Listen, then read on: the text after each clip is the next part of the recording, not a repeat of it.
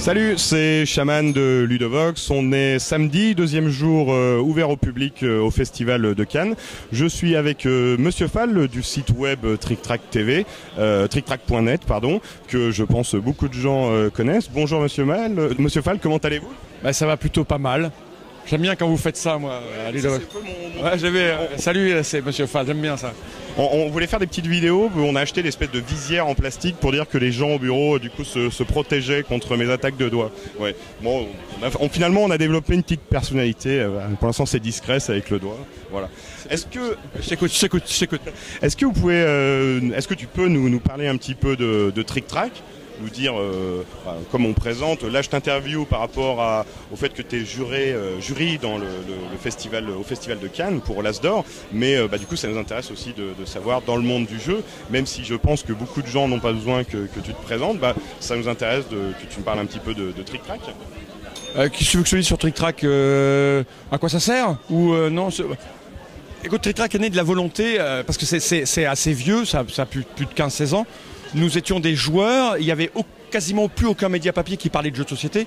Et on était joueurs, on se procurait des jeux en allemand, il fallait les traduire. Des fois, il n'y avait pas grand-chose pour savoir ce qui était bon ou pas. Et donc, Internet naissant, on s'est dit, on va développer une plateforme pour communiquer avec d'autres joueurs et pas se tromper dans l'achat de jeux. C'était ça au départ, l'idée de TrickTrack. C'était des joueurs parlent aux joueurs pour pas se gourer. Voilà. Puis, on voit que ça a été quand même une belle réussite parce que c'est une société qui fonctionne bien. On a vu que vous aviez donné des informations sur des stats, sur le fait que ça allait bien. On vous a vu faire plein de changements, la nouvelle version du site, le participatif avec les dossiers qui ont bien fonctionné. Qu'est-ce que vous avez envie de dire par rapport au bilan de là où vous en êtes aujourd'hui, TrickTrack? Que c'est plutôt cool. On a lancé une idée en étant totalement égoïste, en pensant les choses que pour soi, en se faisant plaisir, en s'écoutant, en étant le plus honnête avec soi-même. Et c'était pas gagné dès le départ parce que les gens, souvent, faut pas faire comme ci, faut pas faire comme ça. Et nous, on a toujours un côté un peu. On nous appelle parfois un peu punk, mais parce qu'on est très vieux, tu vois. Moi, j'ai 50 ans. Dans les années 70, fin 70, début 80, le punk était là. On était un peu, tu vois.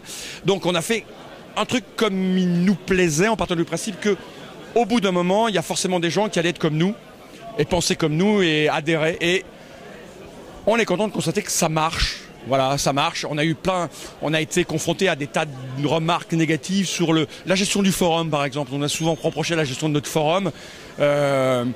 Moi j'estime que on doit laisser s'exprimer les gens et juste il faut qu'ils acceptent qu'on les contredise, point. Voilà. Ok. Je pense que après, il y a beaucoup de manières de voir les choses, mais je crois que vous avez quand même prouvé sur la durée et sur ce que vous avez fait que vous avez imposé un certain style. On a eu des discussions tout à l'heure qui je t'ai trouvé très intéressantes.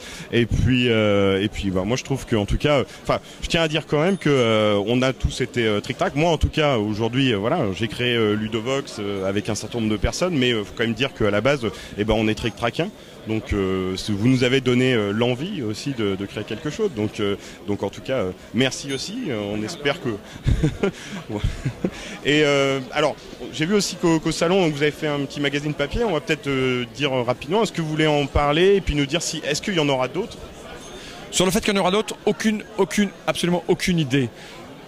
Le truc de base, c'est que les gens d'Origame sont venus nous voir. Ils avaient sur des salons comme Paris Ludique sorti un petit magazine qui s'appelait Ludica, je crois, un truc comme ça. Et bon, voilà, c'était sympa, mais ils m'ont expliqué que ça parlait pas trop aux gens. Et ils m'ont proposé pourquoi pas d'essayer la même chose ici en l'appelant TrickTrack. Et en voulant nous associer avec la marque, etc., etc. Et on a réfléchi et moi j'ai dit pourquoi pas essayons. Mais avec un contenu qui n'est pas vraiment un contenu éditorial comme on a l'habitude sur TrickTrack avec des articles forts, etc. L'idée c'est d'utiliser les gens qui viennent ici, ne sont pas des super méga connaisseurs de ce que peut être Internet et le jeu. Ça serait un peu plus large au niveau du public, plus mainstream?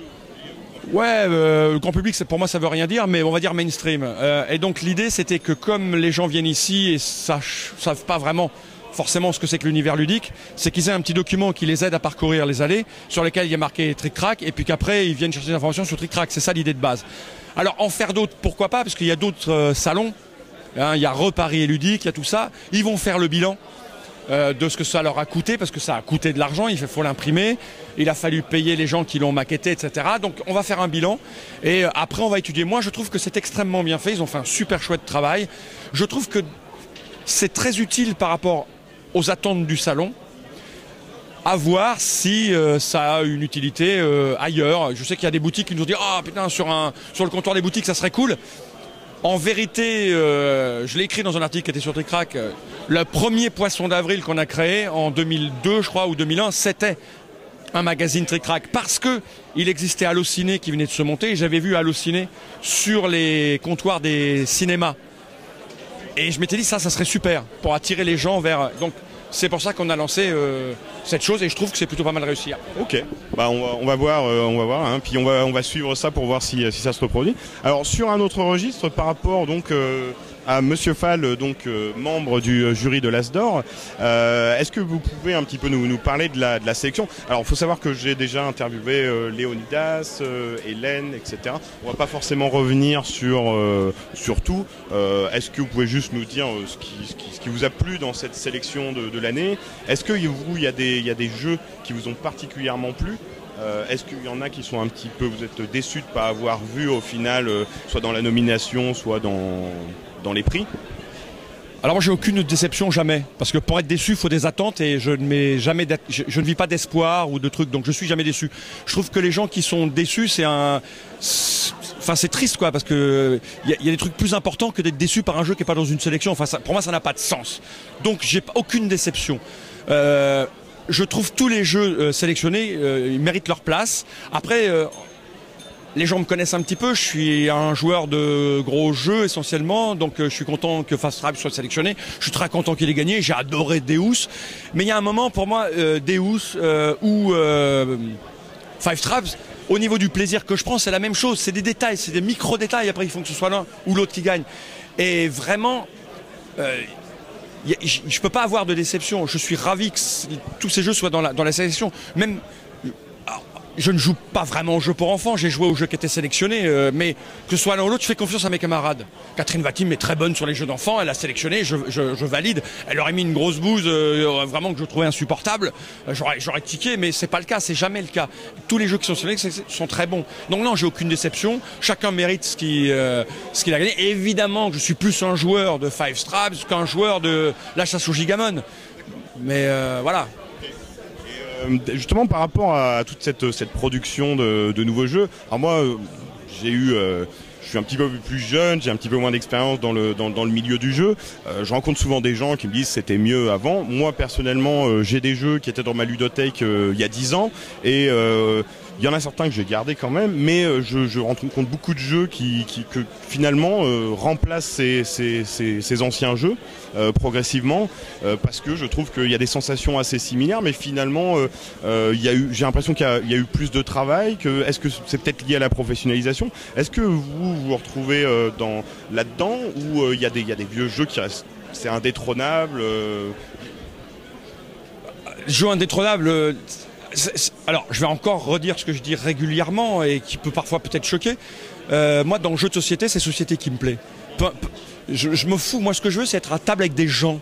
Et le jeu, le plateau ouvert, c'est qu'un prétexte. Il se trouve que je suis plus à l'aise dans certaines mécaniques que d'autres. Il se trouve que les gens avec qui je me réunis autour de la table sont plus à l'aise dans certains jeux que d'autres, dans certaines pratiques. Donc voilà, je joue plutôt à ces jeux-là. Quelque part, peu importe que ça soit le vieux jeu référence ou l'autre jeu, tant qu'on retrouve un peu une mécanique qui vous ressemble et ce côté société qui est... Exactement. Après, encore une fois... Le moment qu'on est en train de vivre répond à des attentes. Les attentes du joueur de maintenant par rapport à juste la société dans laquelle on vit, le temps consacré au travail, etc., sont différents selon les époques à laquelle on est. Le temps consacré au loisir maintenant n'est pas le même que celui d'il y a 20 ans, 30 ans ou 40 ans. Et les envies de loisirs, les propositions de maintenant sont peut-être plus nombreuses qu'il y a 20 ou 30 ans. Donc on a besoin de produits qui soient gabarisés pour les attentes à l'heure actuelle. Le propos du c'était mieux avant, c'est un truc que je ne comprends pas. C'est un truc... mais quand je dis je le comprends pas, je l'analyse, donc je le comprends. Donc j'ai une explication à ça. Mais moi, je ne le fais pas, jamais. Je me dis que le jour où je le ferai, c'est moi qui aura un problème. C'est pas le monde dans lequel je suis. Parce que le monde est toujours mieux avant. Les gens qui te disent le monde était mieux avant. Moi, j'ai 50 ans, donc j'ai un peu vécu. Et dans plein de secteurs, musique, etc. Et donc, les gens qui me disent c'était mieux maintenant, c'était mieux avant, moi j'y étais. Et à cette époque-là, il y a des gens qui me disaient c'était mieux avant. Voire je peux le faire sur 20-30 ans, ça. Et c'est toujours mieux avant. Donc il y a un problème. C'est soi qui avons ce problème-là. C'est pas le monde dans lequel on vit. Donc vous vous retrouvez pas là-dedans? Pour le moment, non. Mais après, on est obligé d'y passer à un moment donné. Le rapport avec la musique, par exemple. Les gens avec qui je joue se sont arrêtés à la musique des années 90. Voilà, parce qu'ils estiment que c'était mieux avant. Et moi, je continue de consommer de la musique de jeunes de 17-18 ans parce que ce que j'aime, c'est l'énergie qu'ils dépensent. Donc, tant que j'ai cette volonté d'aller découvrir des choses, ça marche. Je l'ai pour le jeu à l'heure actuelle. Pour moi, c'est pas mieux avant. J'ai toujours cette volonté de...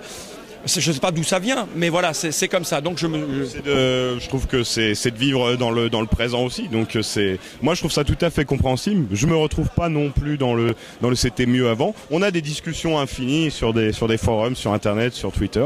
En tout cas, c'est très plaisant d'échanger avec vous. Donc merci beaucoup, Monsieur Fall. Est-ce que vous voulez un mot de la fin? Oh non, j'ai pas de mot de la fin. Non, tout va bien. Merci à toi. Alors. Il y a Olivier qui avait une question, c'est une question un petit peu débile. Il y a dans un épisode de Tintin, je sais qu'en plus vous aimez bien la BD, dans Kankostock, le capitaine Haddock n'arrive pas à dormir pendant une nuit entière parce qu'il n'arrive pas à savoir s'il faut dormir avec la barbe dessus ou dessous la couette. Et qu'est-ce que vous en pensez? Alors, je suis en train de réfléchir si je dors avec au-dessus ou au-dessous de la couette. Déjà, je dors à poil, ça c'est sûr, mais ça n'a rien à voir avec la tenue de la barbe. En fait, la problématique, c'est que j'ai fait des expériences parce que je suis multitâche et multidomaine. Je suis fasciné par tous ces appareils électroniques et j'ai pris un petit appareil pour savoir quel était mon sommeil. D'accord? Et en fait, je bouge énormément. Donc je pense que je suis à la fois au-dessus, en dessous, à côté, dedans, dans tous les sens. Donc j'ai pas vraiment de... En tout cas, je pense que ça a répondu à la question d'Olivier. En tout cas, vous avez bien répondu à nos questions. Ouais, pas qu'il y avait des bonnes réponses, mais... Et on vous dit à tous à bientôt sur Ludovox, mais aussi sur TrickTrack.net. Merci.